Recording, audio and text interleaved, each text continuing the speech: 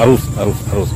Hari ini tanggal 2 Maret 2024 jam 13.00.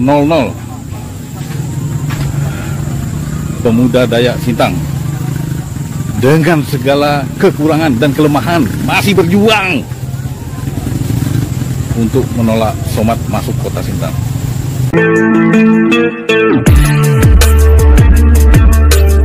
Assalamualaikum warahmatullahi wabarakatuh. Saudara sekalian, kita lihat pernyataan daripada Urbudin. Urbudin ini ditengarai sebagai dalang daripada provokator penutup jalan di Sintang, di mana pada acara adat ataupun pengadilan adat, Urbudin ini ternyata tidak datang untuk memenuhi pengadilan adat. Dan pengadilan adat sempat ditunda dikarenakan Urbudin ini tidak datang, dan pengadilan adat berjanji menghadirkan Urbudin CS.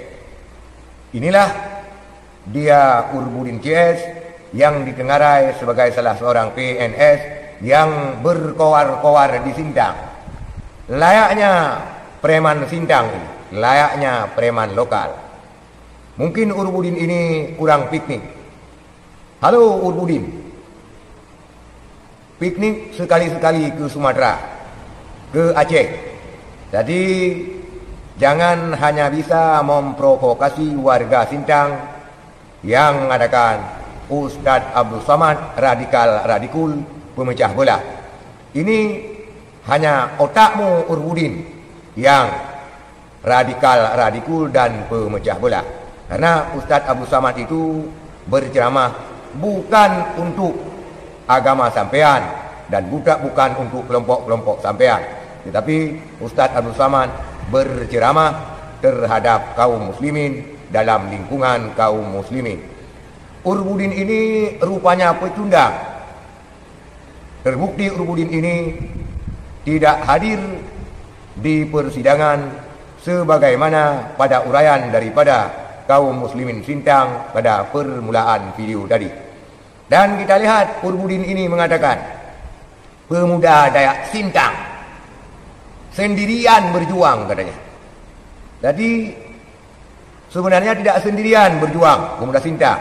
Ada Urbudin, ada dalang, ada Urbudin, sehingga menutup jalan daripada Sintang untuk kedatangan Ustadz Abdul Somad. Urbudin ini berkelakuan agak primitif dan tolol serta idiot. Harusnya kalau memang Urbudin ini seorang PNS, tidak berperangai dan berperilaku demikian. Kalau ada yang berselisih, tentu seorang PNS itu jadi penengah, bukan menjadi biang daripada preman yang mengomandoi dan memprovokasi rakyat agar bertindak semaunya. Seolah-olah orasi daripada Urbudin ini sudah sangat benar, padahal ini adalah orasi tolol dan idiot. Itulah si Urbudin yang pecundang, yang tidak menghadiri pengadilan adat di Sintang. Sekian, terima kasih. Assalamualaikum warahmatullahi wabarakatuh.